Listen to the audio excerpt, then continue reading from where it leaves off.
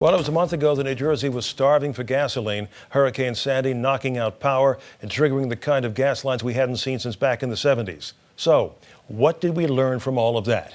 Joining us now from Trenton, the executive director of the New Jersey Gasoline C-Store and Automotive Association, Sal Risalvato. Sal, good of you to join us once again. Are things back to normal within your group? They are almost back to normal. For the most part, gasoline stations have been able to receive deliveries of gasoline almost as easily as they did before the storm. There is still some difficulty with some high-grade products, premium and spot difficulties with diesel fuel, but for the most part, there is no problem getting gasoline, and things have pretty much resumed normally. You know that there was a tremendous hue and cry from those who said we've got to make sure this doesn't happen next time, and one of the best ways is to make sure that every gas station has a backup generator so they can always pump, so that they would have at least the capacity to get what they have in the tanks into the tanks of cars and trucks. Do your members, does your group go along with that? Well, no, we do not go along with that, and the reason we don't go along with that is that it won't work. What I've kind of discussed with several legislators in the past few weeks is I've asked them to please take ourselves into Never Never Land. Let's go back and pretend that this law had been passed 5 years ago that required gas stations to have generators. Last year's storm, Hurricane Irene, and then again this year with Hurricane Sandy, would have produced the exact same results. The lines that you saw last month at gas stations would have still been there.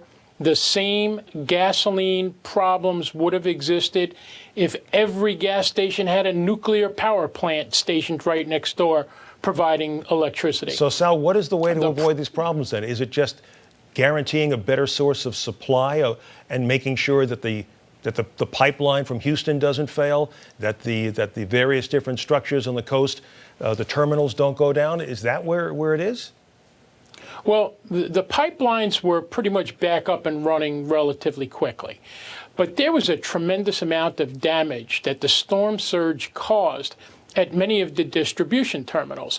So they had power restored, but yet they still could not load the delivery trucks that bring the gasoline to gas stations.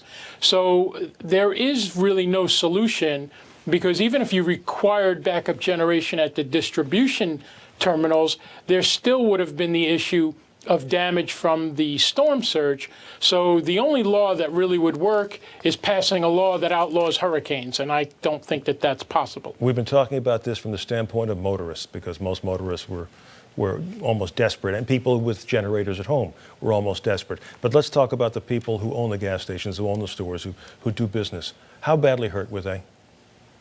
Many of them were hurt very, very bad. Many of them did not receive a delivery of gasoline for more than a week, some even for 2 weeks. So they had customers lining up, waiting for their product, and they couldn't sell it. They still had mortgages to pay, they still had rents to pay, and in many cases they still had employees to pay. So they took a hit, but the entire state took a hit.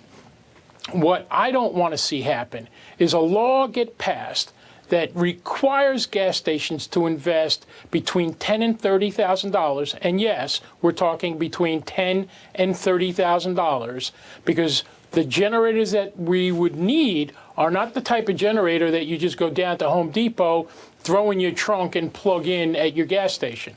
The type of generators that you would need are a much different generator, require a different installation, and each location would be a different circumstance. And again, the cost would be between $10,000 and $30,000. My organization has been researching this the last 2 weeks, and we are astounded at the costs that are involved. So the call for these generators would have put a bigger burden on these small businesses. Imagine you're a small business owner, and you just wrote a check for, let's say, just $10,000 to put this backup generation system at your gas station, and now the generator is working, your lights are on, and everything is working, and you're sitting there closed with a line outside your driveway because you don't get gasoline to put in your tank to pump in their cars. Sal? So that would be even more painful. It's a difficult situation, and we wish your members the very best as we all recover from an extraordinary set of circumstances. Sal, thanks very much. That does it.